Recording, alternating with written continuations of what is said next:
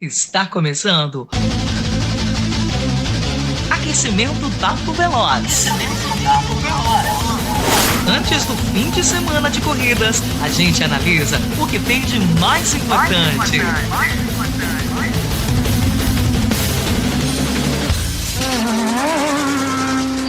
Papo Veloz. Apresentação: Rodrigo Vilela. Salve a todos os nossos ouvintes, salve a todos os nossos seguidores, sejam todas e todos bem-vindos mais uma vez. Sexta-feira, 5 de setembro de 2025, agora 21 horas 2 minutos.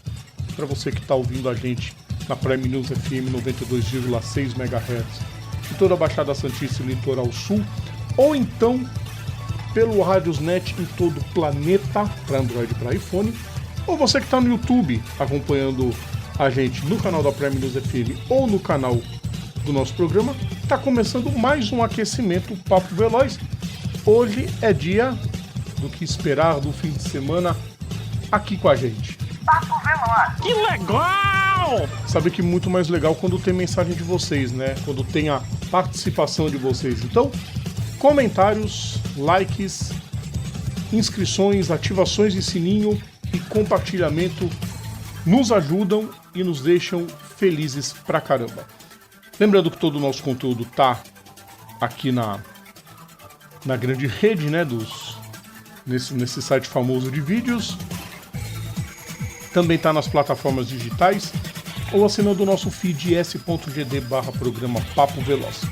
Sigam também nossas redes sociais, @PGM Papo Veloz, @Prime News FM. Acompanhe a gente também nas redes sociais. A gente sempre posta bastante coisinha, tá, pessoal? Sempre muito bacana quando pinta, principalmente muitos... Como é que se diz? Quando pintam principalmente muitos vídeos históricos. A gente gosta de divulgar bastante nas redes sociais, então sigam-nos. Estou por aqui, estou sozinho mais uma vez. Bom que aquele flamenguista sacripanto, ele já vai se acostumando para quando não tiver mais as lives do Papo Veloz, né? Quando ficar só com os vídeos gravados e as lives fazerem parte somente do Prime Sport. Comentários já surgiram, vamos ver aqui.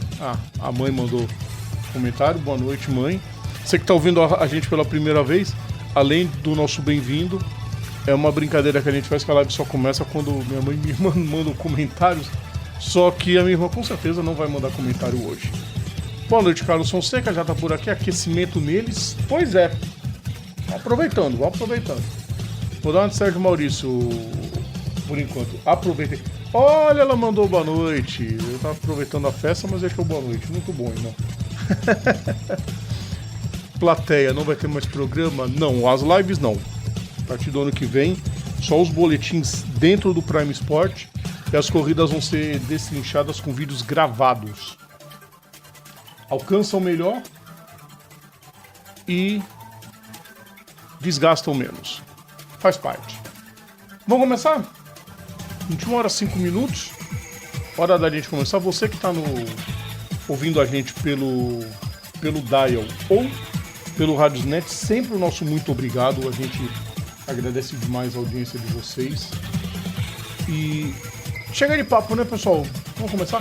Começando a esquentar o tempo aqui na Baixada Santista. Isso me deixa com raiva, porque é inverno. Inverno é para fazer frio. Essa região do capeta faz calor 9 meses. Aí fica 3 mesinho refrescante. Porque não dá pra dizer nem que teve frio. Teve um outro dia, realmente fez bastante frio aqui na Baixada. Mas faz um outro dia de frio. Vai ter que escutar um povo. Que a gente quer o nosso calor de volta. Vai pras Arábias. Fica morando na linha do Equador. Lá tem calor bastante. Vamos falar de corrida. Eu não sou do Clima Tempo. Clima Tempo não patrocina a gente. Então, hora da gente começar o programa. Vamos falar da Fórmula 1. Fórmula 1. Grande Prêmio da Itália em Monza. Histórico circuito. presente desde 50 no calendário, com algumas exceções, principalmente em alguns poucos anos, quando o GP da Itália foi disputado em Imola, quando não era GP de San Marino ainda. Bom, o primeiro treino livre teve a Ferrari dominando. Lewis Hamilton fez 1:20.117. Charles Leclerc veio na segunda posição. A sequência foi Carlos Sainz, Max Verstappen, Kimi Antonelli, Lando Norris, Alexander Albon, George Russell, Fernando Alonso e Isaac Hadjar. Esses foram os 10 primeiros colocados. A McLaren colocou o Alexander Duni como seu piloto, digamos, de revelação, né, naquele teste de novatos. Já colocou o Duni para dar umas voltinhas. O Duni que está fazendo uma belíssima temporada na Fórmula 2. E a Alpine colocou o Paul Aron no carro 20. No carro 20 não, perdão, no carro 61. O 61 que é o número do piloto reserva da Alpine, seja ele quem for. Aí o Aron acabou ficando com o último tempo, único a ficar 2 segundos a mais do Hamilton, faz parte. Teste de novato é para isso, para testar os novatos. Aí, no treino livre 2, quem liderou foi o Lando Norris. 1:19.878. Na sequência, Charles Leclerc, Carlos Sainz, de novo, Oscar Piastri, Lewis Hamilton, Max Verstappen, Alexander Albon, Nico Hülkenberg, Yuki Tsunoda e George Russell. Esses foram os 10 primeiros no treino livre 2. O treino livre 2 teve o Bortoleto em 12º, ele já tinha feito o 11º tempo. Parece que o carro da Sauber continua bem. Parece que o carro da Sauber está bem tranquilo. A grande questão é a gente analisar se a equipe não vai fazer o que não presta dentro do treino, dentro da corrida, perdão. Porque no GP dos Países Baixos foi uma vergonheira completa. Circuito de Monza, que tem os seus famosos 5.793 metros, com 11 curvas. O recorde até hoje ainda é de Rubens Barrichello, 1:21.046. Tempo conseguido esse em 2004, no ano que o Barrichello venceu, inclusive, pela segunda vez na pista da Itália. Circuito famoso. A pista já teve várias configurações. E no meio disso tudo, o histórico circuito de 6.993 metros, que ia pela reta, onde é uma parte dos boxes hoje, né? Dava a volta e tinha a grande curva, o banking de alta velocidade, que era maravilhoso, espetacular. Mas perigoso, né? Impossível, inimaginável para os dias de hoje. Aquela grande parabólica. Ainda assim, o atual circuito com, digamos, 80% do tempo pé embaixo, um dos circuitos mais rápidos do planeta, desafiador ao extremo, e promete uma grande prova, porque a McLaren chega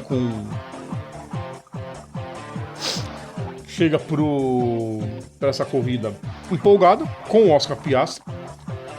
Muita gente veio me questionar se a McLaren ia deixar barato o piloto britânico andando atrás. E aí, infelizmente, eu sou obrigado a concordar com o pessoal que diz que não tem de maneira nenhuma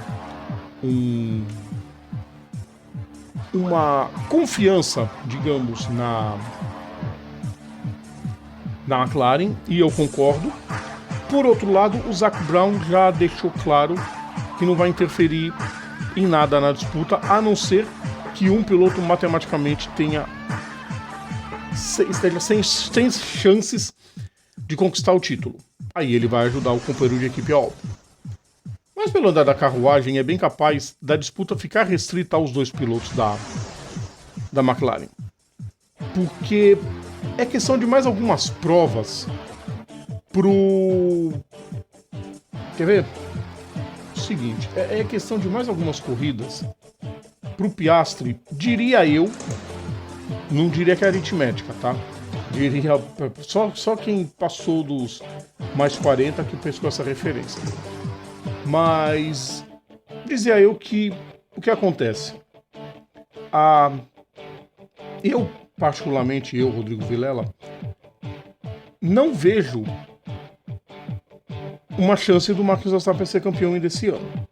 E a impressão que eu passo, que eu tenho, é que os pilotos, a categoria, né, vai chegar em Interlagos sem que o Max Verstappen possa ser campeão. E aí, quando isso acontecer, a briga vai ficar liberada para os pilotos da McLaren. Mesmo que aconteça, por exemplo, do Lando Norris perder o segundo lugar na tabela para o neerlandês atual tetracampeão. Mas eu imagino o seguinte, esse deve ser o cenário dos sonhos para o Zac Brown. O Verstappen não poder mais ser campeão, então vai ter garantido um piloto dele campeão. E aí, libera pra porrada, o Piastri e o Norris podem se bater à vontade que o título vai estar garantido. A grande questão, nessa, que muita gente duvidando, não, mas será que que a McLaren vai interferir? Vão começar a ajudar o Norris por ele ser britânico? A grande questão nisso aí, e aí eu concordo com quem pensa assim, nesse ponto, é se o Norris voltar a ter o rendimento que teve de pouco antes das férias, quando o Norris ganhou do Piastri quase tudo. Se voltar a ter esse rendimento, mesmo 34 pontos atrás, vai ter briga até o fim do campeonato. Vai ter briga. E aí o Piastri vai ter que se defender bem na liderança e colocar a giromba na mesa e falar: eu tô liderando, eu quero apoio. Porque a gente lembra bem o que aconteceu em 2007, né? Ninguém é besta.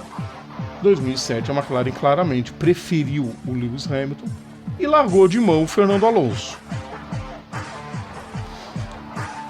Carlos Fonseca, será que Monza para Ferrari vai ser tipo um isotônico pro pica-pau? Olha,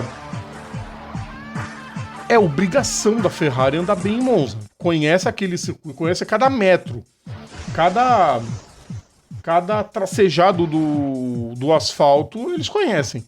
Tem obrigação de andar bem.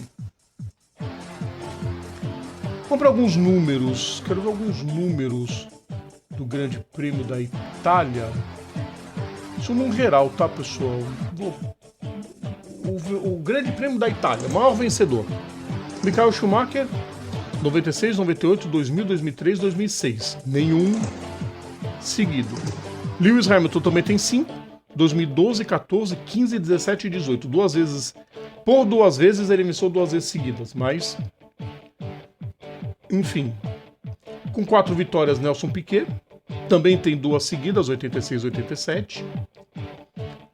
Aí com 3 conquistas a gente tem Tazio Nuvolari, também com 1 bi, 31 e 32, além de 38. Alberto Ascari, 49, 51 e 52. Aí temos o primeiro tricampeão da prova, Juan Manuel Fangio, 53, 4 e 5. Stirling Moss, 56, 7 e 9. Ronnie Peterson, 73, 4 e 6. O Moss e o Peterson com 2 bis também na prova. 2 back-to-back, né, como chama. Alan Prost, 81, 85, 89. Aí Rubens Barrichello, 2002, 4 e 9. Sebastian Vettel, 2008, 11 e 13. Dos Brazucas, a lista ainda tem o Ayrton Senna, que venceu em 90 e 92. Outros campeões do mundo que venceram o GP da Itália. O Phil Hill, 60 e 61. John Surtees, 64 e 67. Jack Stewart, 65 e 69. O Niki Lauda, 78 e 84.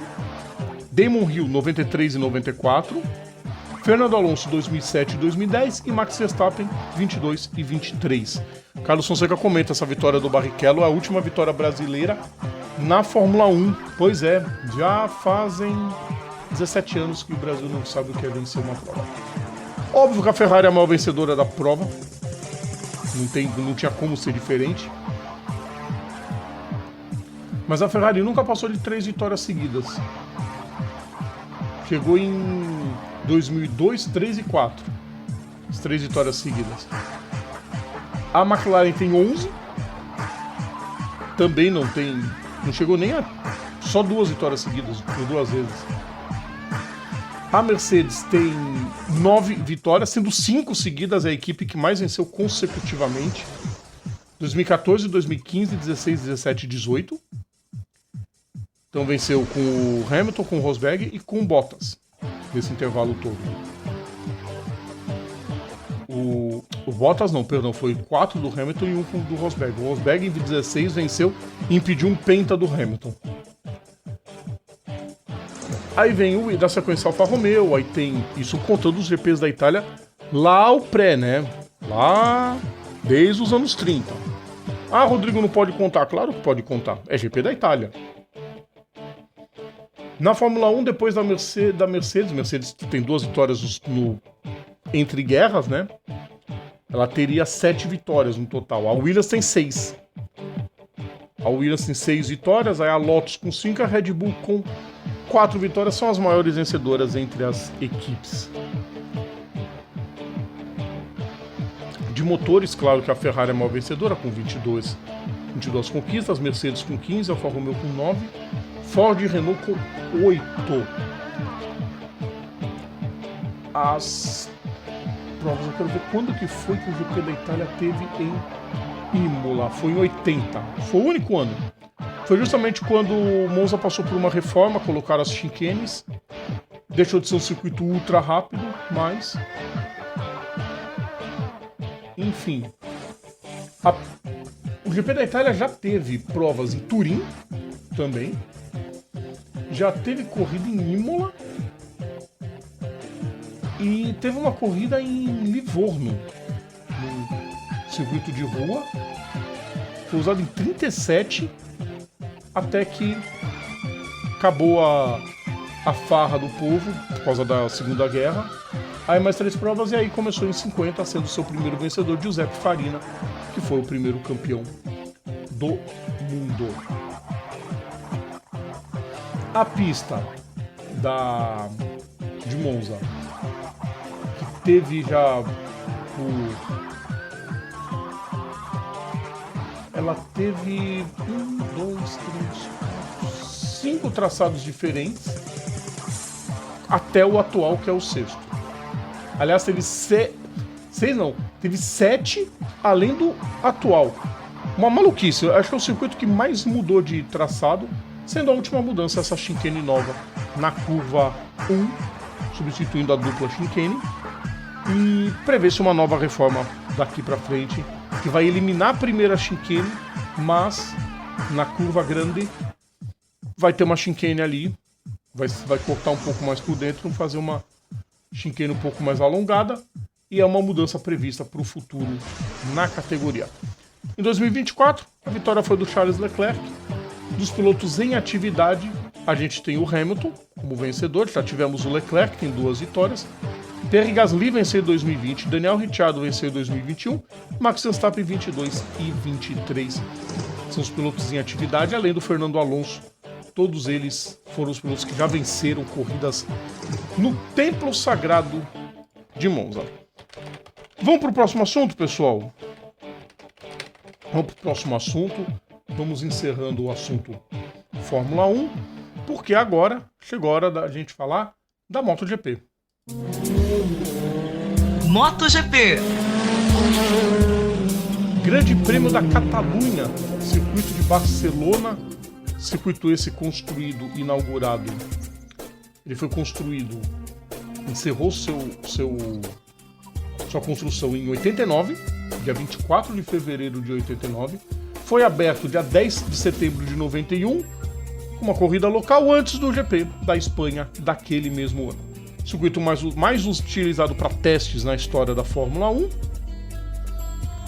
É a sede do Grande Prêmio da Espanha de Fórmula 1 e é a sede do GP da Catalunha de MotoGP, que existe deixa eu ver aqui, desde 96. Já teve vários nomes. O circuito está garantido até 2031 para a MotoGP. O circuito tem... Eu tenho que ver o tamanho do circuito primeiro. Então vou ter que abrir outra janela. Faz parte, pessoal. O circuito atual para a MotoGP, ele tem, sem a chicane, 4.657 metros, tem 14 curvas. O recorde é da Fórmula 1, é óbvio. Vamos ver os recordes. Quero ver o recorde da MotoGP. Achei. Isso foi 2024. 1:39.664. Tempo esse registrado pelo Pedro Acosta. Esse é o tempo mais rápido da MotoGP, claro, das motos. Para ter comparativo, o recorde no Mundial de Superbike é do Nicolo Bulega, com 49.555, mais de um segundo de diferença. Também em 2024, quando a MotoGP parou de usar a chicane também. Temos os 10 definidos, claro. Deixa eu passar os vencedores primeiro. Maiores vencedores do GP da Espanha, do GP da Catalunha, perdão, de MotoGP, porque o GP da Espanha é em Jerez. Valentino Rossi, 10 vitórias no total, né? Contando, porque a categoria conta 125, 250, 500 cilindradas, MotoGP, Moto2, Moto3, vai tudo pro mesmo buraco. Então são 10 vitórias do Valentino Rossi, 6 do Jorge Lorenzo, 3 de Dani Pedrosa, Marc Marques, Alex Marques e Fábio Quartararo. E com 2 vitórias em uma tropa grande, né? Mick Durham, Tomomi Manaco, Randy Depunier, Álvaro Bautista, Casey Stoner, André Iannone, Johan Zarco e Davi Alonso. Desses todos, quem só venceu na categoria principal foram Mick Durham e Casey Stoner. Só. Todos os outros pilotos entram nessa soma com as vitórias na Moto2 e na Moto3. Enfim, vamos lá. MotoGP. Os 10 que passam para o Q2, direto. E aí vale o desempenho extraordinário que teve a KTM. Brad Binder, Pedro Acosta, Alex Marques, Marc Marques, Marco Bezzecchi, Enea Bastianini, Franco Morbidelli, Johan Zarco, Luca Marini e Ayogura. Johan Zarco, inclusive, contrato renovado, vai correr na LCR Honda até 2027, no mínimo, e só resta uma vaga. Vaga essa que está bem próxima do Diogo Moreira. A gente espera que ele consiga essa vaguinha, porque entra numa equipe estruturada, que é a LCR, e com um companheiro de equipe já perto de se aposentar, que com certeza vai dar todo o apoio necessário. O Zarco fez isso com o Nakagami, fez isso com o Chantra que sofreu muito com contusões e quedas e péssimos desempenhos, que é uma pena. O Chantra é um piloto que merecia um pouco mais de sorte. Mas, infelizmente, é assim que funciona. Então que vem o Diogo Moreira, que tenha sucesso, tomara, né? Não tem nada confirmado ainda. Mas a expectativa é de que seja confirmado em Misano. Vamos aguardar. Os outros dois que estão no Q2 é o Luca Marini e o Ayogura. De todos os pilotos. Quem não tá no... A gente tem 24 pilotos correndo. O Vinhales voltando de contusão muito mal. A gente tem, de todos, dois wildcards, que são o Lorenzo Savadori, que está na Moto 32 da Aprilia, E o Alex Espargaró, que é piloto de teste da Honda, vai correr com a sua moto 41, fez o 20º tempo. Então nós vamos ter 24 motos, mostrando que é possível 24 motos. Muita gente, não, 24 é perigoso. Já passou da hora da Dona Dorna, que agora é chefiada pela Liberty, que eu prefiro não falar muita coisa do que eu penso da Liberty. Já tá na hora de começar a pensar numa nova equipe para fazer parte do grid, né? Pegar uma nova montadora. Dá pra ter até 26 motos. Então não fica essa frescura não de não dá pra ter moto. Dá. Enfim, Moto 2. Quem foram os 10 melhores? Vamos ver. Na Moto 2, Aron Canet, Daniel Olgado, Jake Dixon, Davi Munhoz. Aliás, perdão. Davi Munhoz não, perdão. Daniel Munhoz. Davi Munhoz corre na Moto 3. Então, Aron Canet, Daniel Olgado, Jake Dixon, Daniel Munhoz, Diogo Moreira, Colin Vayer, Ivan Ortolá, Joe Roberts, Izan Guevara e Manuel Gonzalez. São os 10 que foram mais rápidos na combinação de treinos entre o treino 1 e o treino 2 da Moto 2. Na Moto 3, a lista tá boa dos 10 primeiros, viu? Os favoritos ficaram para trás. Os favoritos vão ter que sofrer um pouco mais na classificação. Valentim Perrone, Davi Munhoz, agora sim, Davi Almansa, Guido Pini, Máximo Quiles, Jacob Holstone, Joel Kelso, José Antônio Rueda, Ricardo Rossi e Luca Luneta. Os 10 que avançam direto para... Avançam direto, na Moto 3 não tem avançam direto, mas são os 10 mais rápidos. Os 10 mais rápidos da Moto 3. A Moto E já teve seu grid formado. E a pole ficou com o Eric Granado. Fez o melhor tempo, ele que é piloto da LCR, inclusive, na Moto E. 1:47.575. Aí a sequência do grid vem com o Lourenço Baldassarri, Jordi Torres, Mattia Casadei, Matteo Ferrari, Alessandro Zacconi, Nicolas Spinelli, Kevin Zanoni. O nono colocado é o Jacob Rossilk e Hector Garzó em 10º. A Maria Herrera ficou no total na... Não ficou. Maria Herrera não vai correr.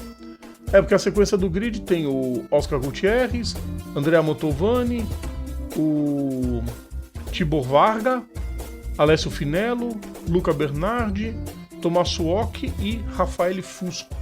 Não vai correr a Maria Herrera nessa prova. Enfim. Amanhã tem definição dos grids, tem corrida sprint da MotoGP e tem a possibilidade do Marc Marquez se aproximar do título. O Marc Marquez pode sair de Barcelona tendo o seu primeiro match point para fechar o campeonato em Misano. Ele diz que não quer, porque isso significa que seu irmão foi mal. Porque para o Marc Marquez ter essa chance de fechar em Misano, ele tem que vencer e o Alex Marquez tem que ir muito mal. Ele tem que abrir 10 pontos de vantagem pro irmão. Ele falou que não quer isso, ele quer ver o Alex andando bem. Mas existe a possibilidade. Se o Alex Marquez cair, a culpa não é do Marc Marquez. Outra notícia bastante bacana, e por que eu digo bacana? Porque seu Rev Poncharal, dono da Tech 3, andou, digamos, maltratando um pouco, principalmente a imprensa. E tem alguns que merecem ser maltratados, tá? Mas não foi o caso. Surgiu há muito tempo uma negociação do Günther Steiner, ex-chefão da Haas, para comandar, para ser o novo dono da Tech 3. Não, porque isso é tudo mentira, porque estão inventando, porque isso, aquilo. Aí depois ele mudou o tema. Não, a gente tá vendo alguém para fazer parte junto com a gente, ontem foi confirmado. Gunter Steiner é o novo chefão da Tech 3. Não se sabe se os dois vão trabalhar junto, o Steiner e o Poncharal, mas foi confirmado. Eu queria saber agora como que tá a cara de tacho do Heavy Poncharal com essa notícia. Faz parte. Então, aonde sopra fumaça, sempre vai ter fogo. Quando sai uma fumaça, quando tem um buchicho, pode crer que daqui a pouco a notícia acaba se confirmando. Vamos fazer o seguinte. Depois dessa patada bem dada nesse povo, a gente vai fazer o seguinte. Nós vamos pro intervalo. Daqui a pouco a gente volta com mais, tá? Então, segure aí, que a gente já volta. Voltamos a apresentar Papo Veloz. De volta com o aquecimento Papo Veloz. 21 horas 36 minutos. Obrigado para você estar junto com a gente. Obrigado pelo carinho da audiência. Obrigado pelo carinho dos comentários. Sempre muito bacana ter vocês com a gente. Vamos embora agora para o próximo assunto para a gente falar aqui no nosso programa. Chegou a hora da gente falar de Stock Car. Stock Car.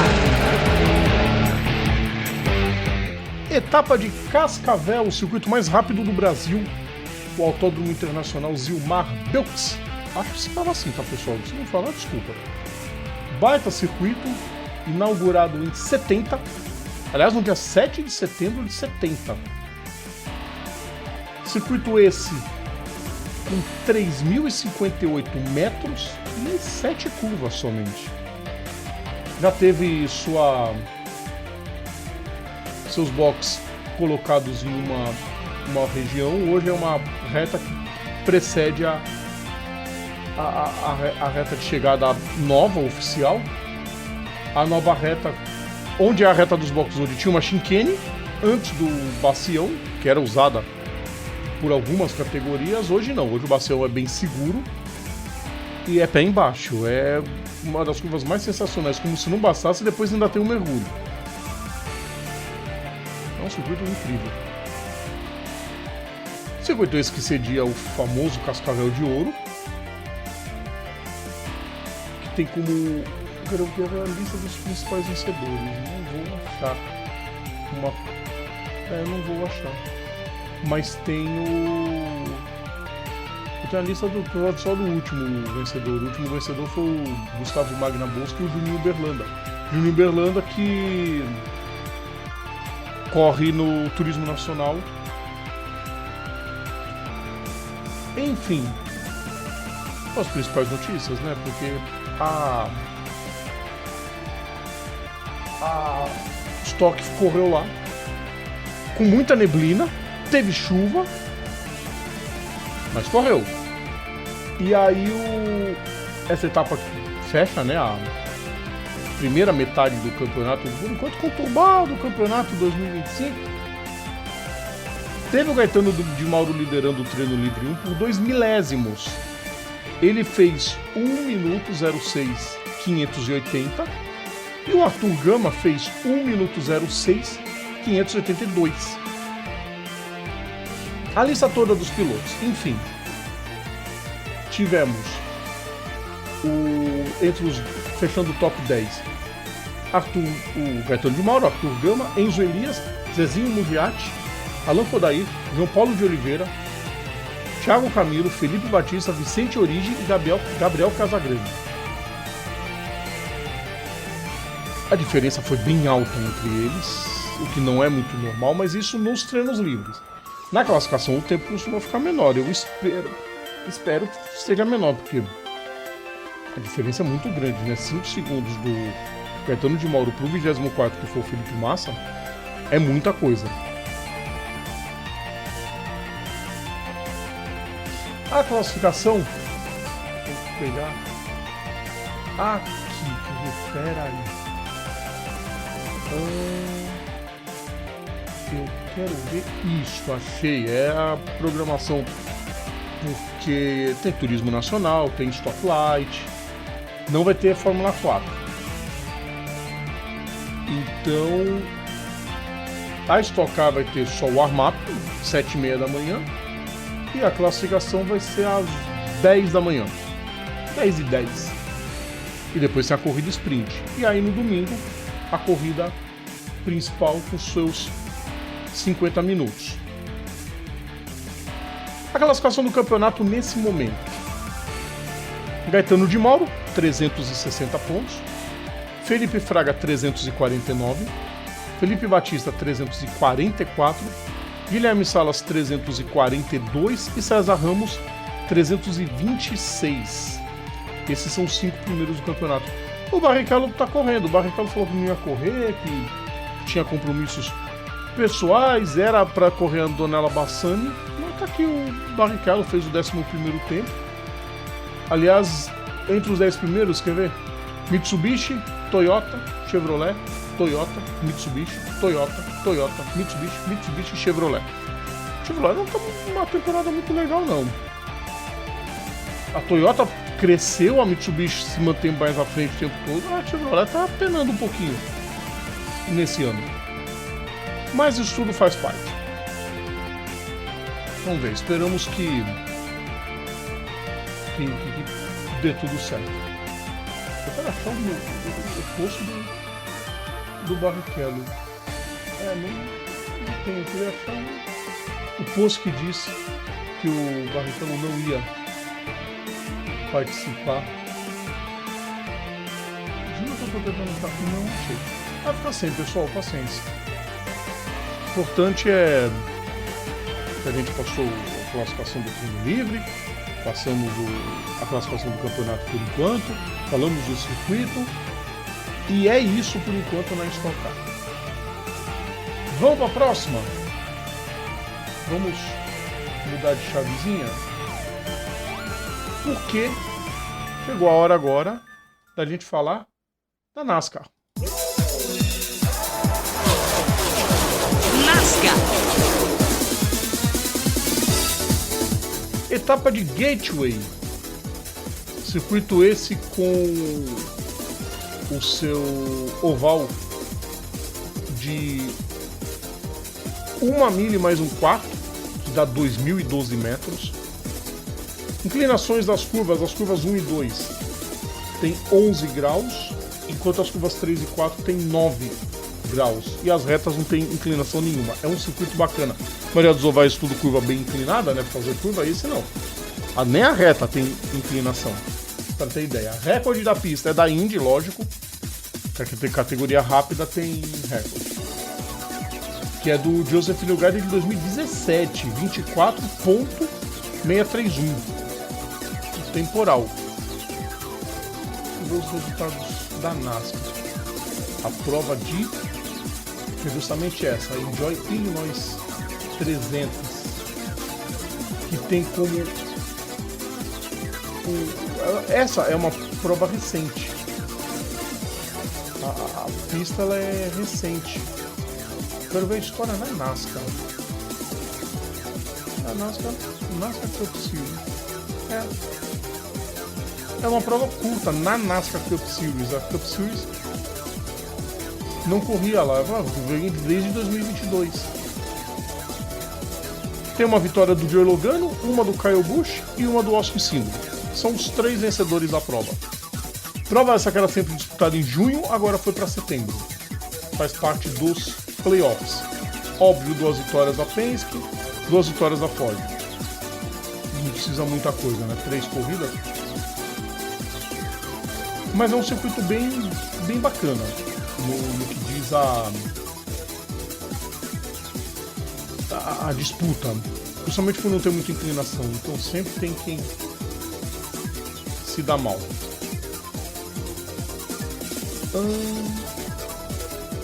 Tô dando uma bisoiada, tô olhando as informações aqui dizendo de pistas que vão retornar, né? Chicagoland, North Wilkesboro.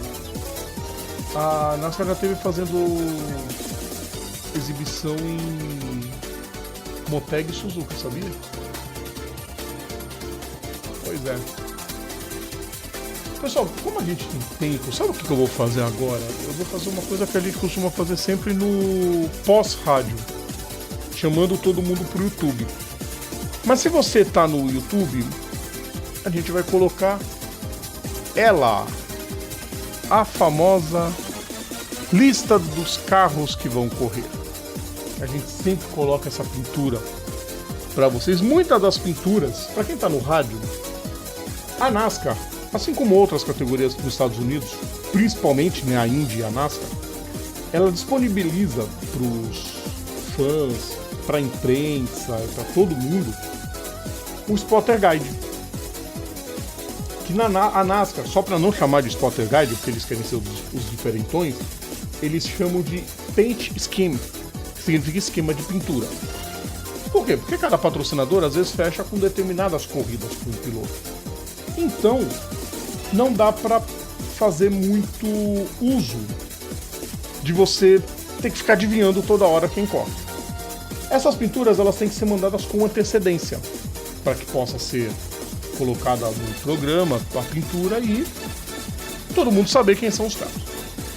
O Rocha 100 vai correr com a pintura normal dele da Busch Light, que é uma pintura que mostra uma paisagem bonita, que eu juro que eu vou tentar descobrir qualquer dia qual é essa paisagem. É um carro azul, ok, a pintura de sempre. Austin Cindric, essa pintura do Austin Cindric é maravilhosa, é uma pintura azul, é um azul meio metálico. Eu sou assim, eu gosto muito de pinturas que pinturas simples, porém bem chamativas. Eu só queria entender que bando de riscados são esses que tem no carro. Algum mapa de cidade? Enfim. O carro do Austin Dillon tá horroroso, né? Alguém pegou bambucha cheio de tinta e foi jogando no carro. Horroroso. Se bem que pelo menos o patrocínio da Dow não é um vermelhão tacando na fuça. Eles tiveram a decência de fazer o logo monocromático. Mas é horrorosa a pintura. Carro do Noah Gragson, um verde, limão e branco. Um patrocínio. É assim, patrocínios estragam. Se tá pagando a conta, tá valendo. Se tá pagando bem, ok. Estraga um pouco, estraga. Mas deixa quieto, passa a pintura. A pintura do Kyle Larson, pra quem assiste o programa, é tudo igual. A pintura é a mesma, clássica, azul e branco com detalhes em vermelhos, com patrocínio da HendrickCars.com e o número 5, bem colocado, histórico do carro 5 desde sempre. Carro do Brad Keselowski, esse muito bonito, azul e laranja, com os 3 tracinhos embaixo, que é a marca da Roush Fenway Keselowski, a RFK. Todos os carros têm aquela marca, então você bate o olho e você já sabe que aquele carro é da RFK. Justin Haley, carro 7, pintura tradicionalíssima já da Gainbridge, preto com detalhes em amarelo e azul, o amarelo inclusive simulando a seta do logotipo da Gainbridge. Carro 8 de Kyle Busch, uma pintura meio preguiçosa, mas bonita, um carro todo preto, um patrocinador bem chamativo, mais que o número, esse é um problema. Carro de Chase Elliott, tradicionalíssimo também dele já na categoria, todo azul com detalhes em amarelo, com patrocínio da Napa, loja de peças de carro, Napa Auto Parts, né? O carro 10 tá horroroso do Ty Dillon, pessoal. Quem não tá na... Imaginem vocês um carro preto com detalhes em verde claro e laranja. Conseguem imaginar? Não tenta imaginar mais, porque ficou horroroso. O carro 11 é bonito, do Denny Hamlin. Também já é tradicional dele, desde que ele não tem mais o patrocínio da FedEx.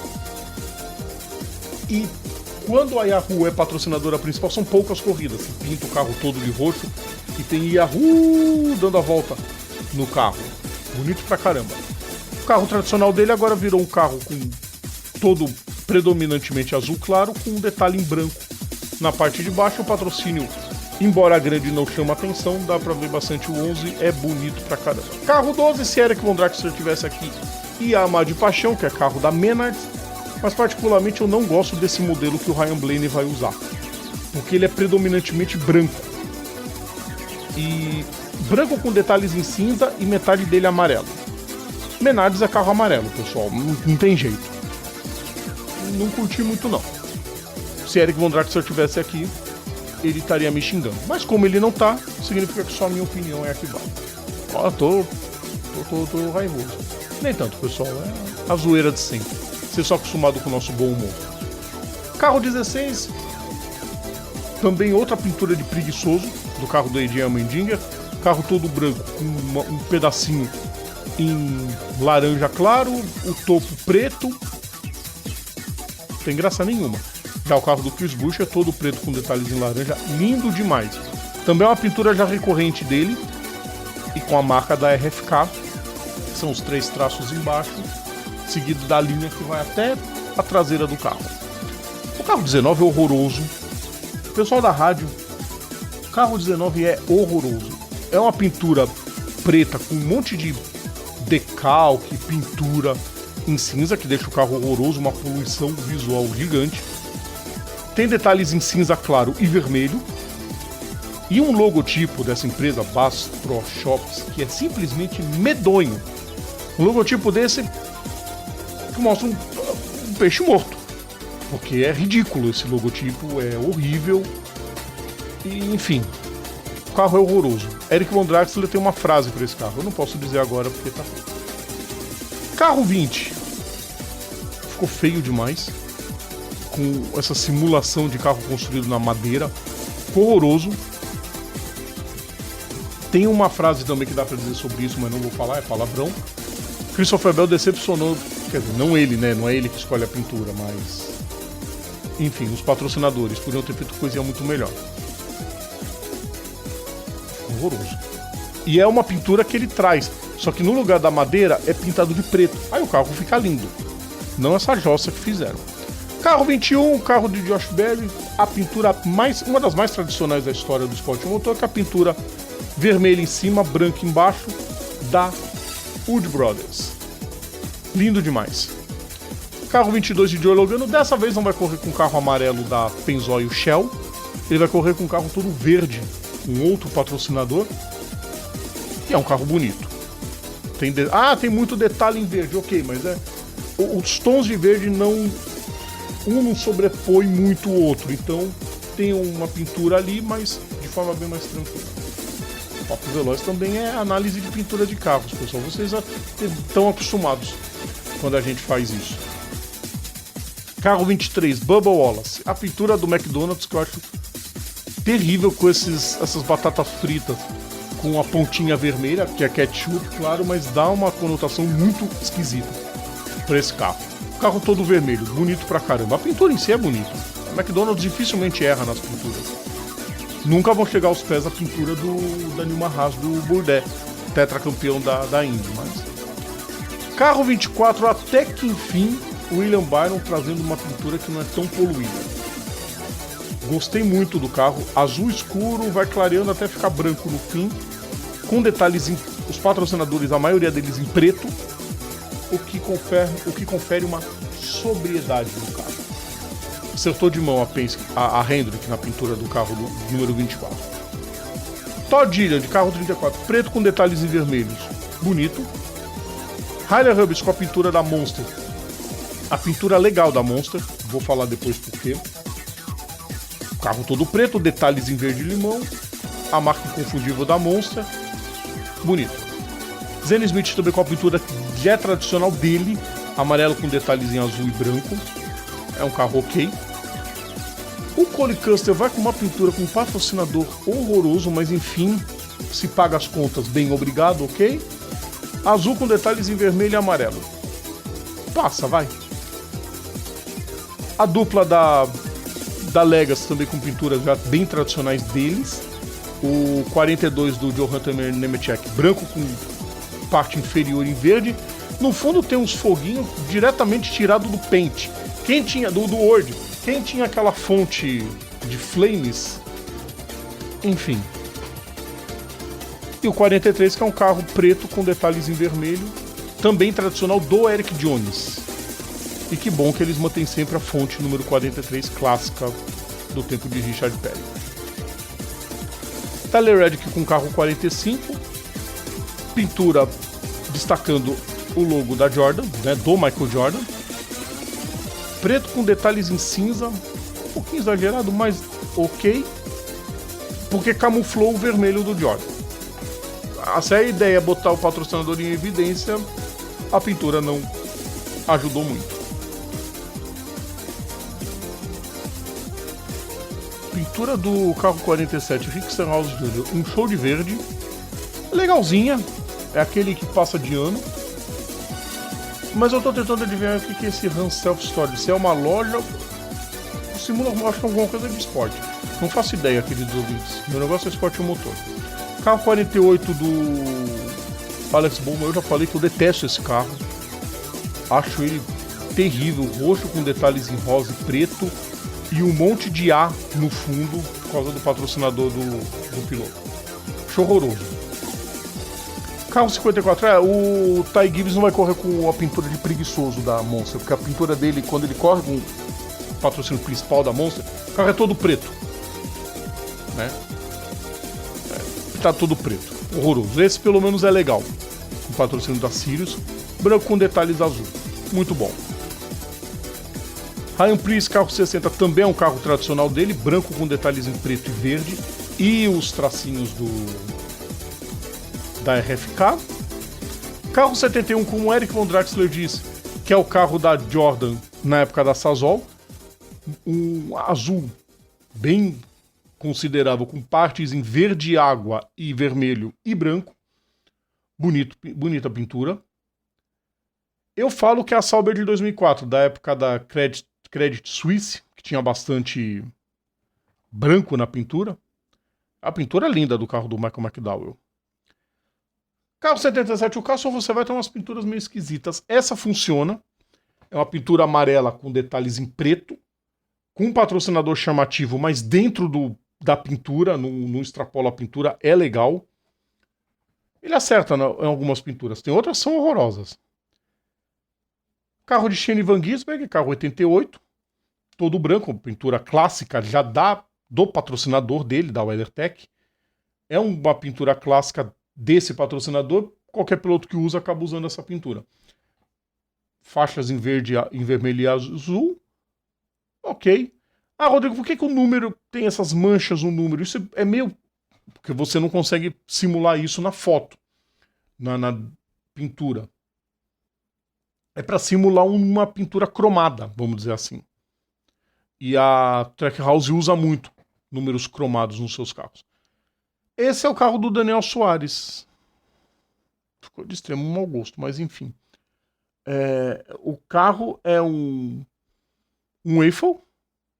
Acho que é o Waffle, a bolacha. É ele mesmo. Que é de uma marca chamada Choice Privileges. Nunca ouvi falar na vida. É um Waffle lambuzado de mel por cima. Aí dá pra entender por que a vaga do Daniel Soares está escorregando na NASCAR, né? Enfim, pessoas, gostaram? Foi diferente, né? Eu tô sozinho, eu tenho que ocupar o tempo com alguma coisa, né? Deixa eu pôr a pintura. o Carlos Fonseca, por 100 mango, posso até ser a madrinha do casamento. Puta, eu concordo. Eu concordo com você, Carlos Fonseca. Tem que pagar bem, né? Com certeza. Patrocinador bizarro é fichinha. Você sabe, né? Somos o mundo do futebol, a gente vê umas bizarrices em camisa de futebol. Mas o esporte a motor de vez em quando tem umas coisas pra dar muita risada. Vambora, né, pessoal? Já colocando a trilha de saideira pra vocês. Carlos Fonseca lembrou de uma coisa, ficou mesmo pra parte final, que vou até colocar o comentário dele, que ele diz aqui: perdi o bonde andando, falamos da aposentadoria de Daniel Ricciardo, não falamos da aposentadoria dele, sim, Daniel Ricciardo anuncia a aposentadoria de vez. É uma pena que ele tenha perdido o fio da história. Podia ter se aposentado quando tava acho que na McLaren. Sair da McLaren para ir para ser piloto reserva na Red Bull, depois ele foi para minha câmera caiu, tá, pessoal? Acabou ficando sem carro, correu na AlphaTauri, no meio da temporada saiu da AlphaTauri, não teve uma despedida digna do seu talento, é uma pena. Uma pena que isso tenha acontecido com ele. Mas deixou a sua marca, foi um grande piloto, não foi campeão do mundo, mas esteve no meio de tantos outros grandes, como na história do esporte a motor, de grandes pilotos com a ausência de um título. É isso, pessoal. Segunda-feira a gente tá de volta. Eu vou estar de volta. Não sei se Eric Von Draxler vai estar, mas a gente vai descobrir só no dia. O famoso aguardem, né? E a gente vai encerrando. Então, um grande abraço para vocês. Cuidem-se. Excelente fim de semana. E a gente volta segunda-feira, pessoal. Abraço para vocês. Tchau. É hora de ir embora. O aquecimento do Papo Veloz volta na próxima semana. Inscreva-se em nosso canal e siga nossas redes sociais. @PGM Papo Veloz.